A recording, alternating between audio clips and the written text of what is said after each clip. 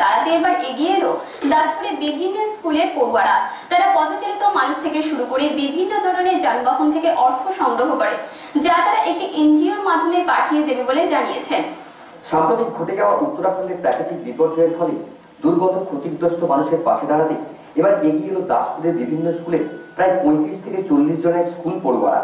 তারা পথচারী থেকে শুরু করে বিভিন্ন ধরনের যানবাহন যেমন অটো, বাস, মোটর গাড়ি থেকে অর্থ সংগ্রহ শুরু করে।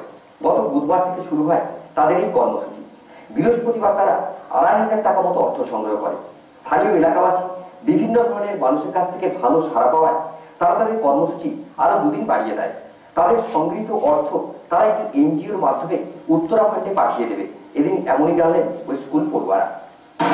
ছেলেগুলো এই উৎসাহ উদ্দীপনার সঙ্গে সকালে ছেলেরা একটা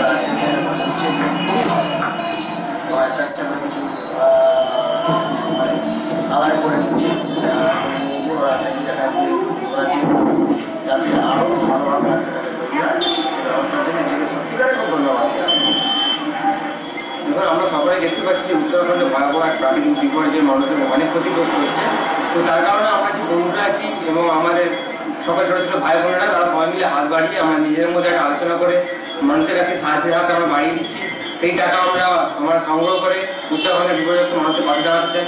তো ওটা না পারলেও আমরা অল্পের জন্য হলেও নিশ্চয়ই সাহায্য করতে পারছি, আমাদের নিজেদের জীবনটা ধন্য মনে করি। এবং এই টাকা আমরা একটা ওই সংস্থা আছে যেটা গুঞ্জ, আমরা সবাই জানি, সেই গুঞ্জের মাধ্যমে পাঠিয়ে আমরা উত্তরাখণ্ডের মানুষের কাছে পৌঁছাতে চাই। নিজেদের যদি এই সাহায্য মানুষের সাহায্য লাগে তাহলে আমরা নিজেদের জীবনটাই সাহায্যের হাত কিরকম পাচ্ছি? সাহায্যের হাত আমরা আজ সকাল থেকে শুরু করেছি। আমাদের এটা হচ্ছে 3 দিন ধরে করবো আমরা আশা করি ভালোই। এখন মানুষ দেখছি আমরা ভালোই সাড়া দিচ্ছি আমাদের এটাকে। আর আগামী 3 দিন ধরে আমরা এটা করবো। আর দেখবো আমাদের আপনার কতটা আমরা সাহায্যের হাত পাই। আমরা আশা করছি মানুষ ভালোভাবে সাহায্য করবে, আর এখন তাই দেখছি আমরা।